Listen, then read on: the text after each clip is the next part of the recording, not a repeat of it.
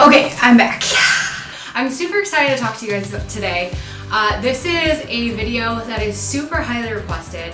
After you guys have seen, I have done quite an extensive amount of solo traveling. I've been alone to Italy. I've been to, I should have come up with this list beforehand.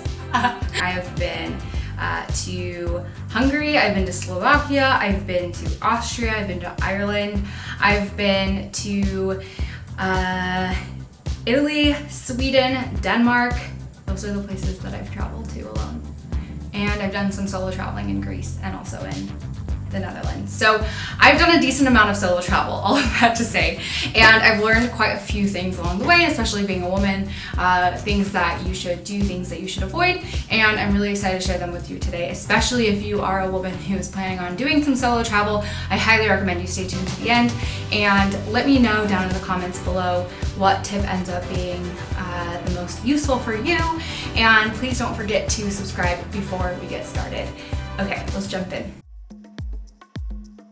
Solo travel tip number one that I have for you is try to limit the amount of walking around outside at night alone. And I know this can be kind of frustrating because there's so many cool things to do alone outside in a new place. However, traveling alone at night is usually the most dangerous just because it is dark, people can't see you. If you are gonna go out at night, go to really public places and let people know in your life where you're going, even if it's someone back at home, obviously, just so they have a heads up of your plan for that night, just in case anything does happen to you. Traveling alone at night is something I tend to avoid, so I usually like to go out no later than 8. Luckily, in the summer, there's a lot of countries, especially in Northern Europe, that stay pretty late. So you can actually be out and about until 9 p.m. until it actually starts getting dark in the summer. In the winter, that is complete opposite. It gets dark a lot earlier, so you have to sort of think that through. But I think in general, it's better to stay inside your hotel or your hostel at night, especially if you are traveling alone.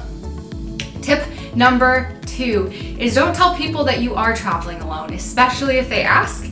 This has happened to me quite a few times, especially if I'm in a taxi or if I have met someone, maybe like a waiter at a restaurant, for example, anyone that you could maybe come in contact with. I found it's better to just say that you are traveling with people. You never quite know who out there is viewing you as a target, and so it's just better to come up with a little white lie. So my go-to, if I'm in a taxi and I'm going to a different hotel, for example, and they say, "Oh, are you traveling alone?" Which this has happened to me. This actually just happened to me when I was solo traveling in Greece. I said, "Oh no, I'm actually going to visit my friend and her boyfriend at their new hotel. I'm going to go stay with them." And it's obviously not everyone has bad intentions, right? But I think it's better to just sort of assume that they're asking if you're traveling alone because they want to know. And so I think it's better to just completely avoid the subject and don't tell people that you are traveling alone, that you don't know, obviously. Tip number 3 that I have for you if you are solo traveling is to make sure that you always have an eye on your stuff. This can be really hard, especially in the airport, because you have your bags, but then maybe you need to go to the bathroom.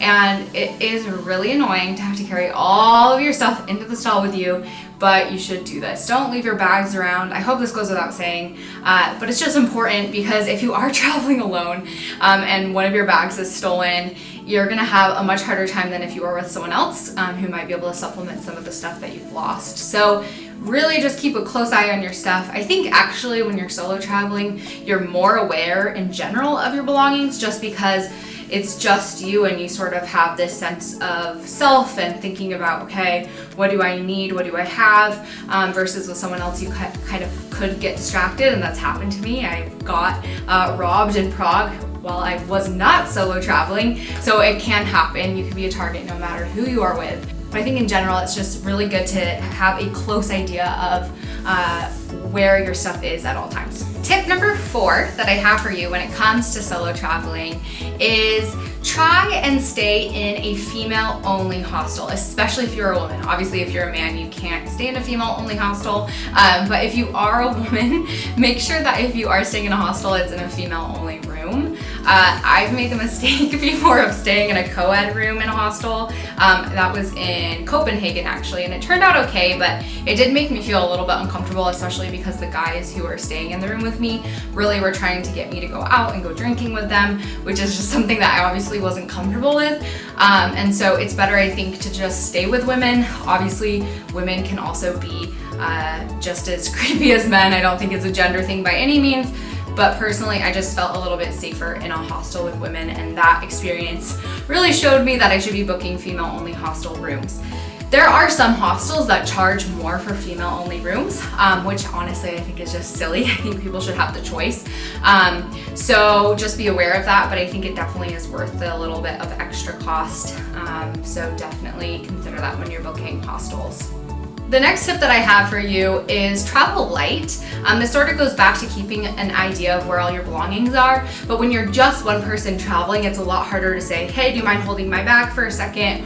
Or can you keep an eye on my stuff, while I go to the bathroom? So if you travel with less stuff, it'll make that process a lot easier. It'll also make traveling just so much easier if instead of, a giant roller bag and a carry-on, you just have, for example, like a big backpack or something that's a little bit easier to navigate around with.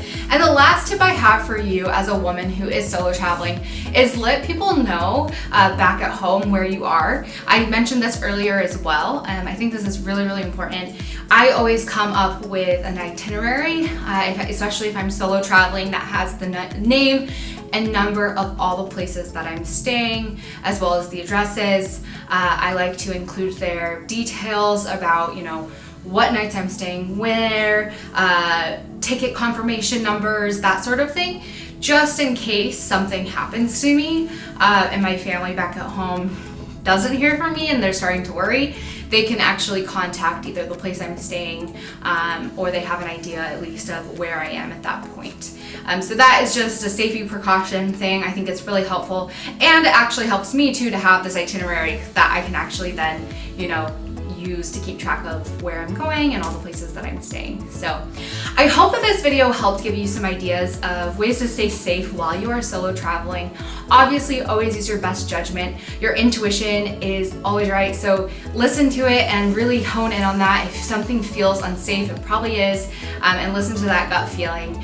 Stay safe out there, happy traveling, and I'll see you guys next time. Thanks. I need some water. Ooh.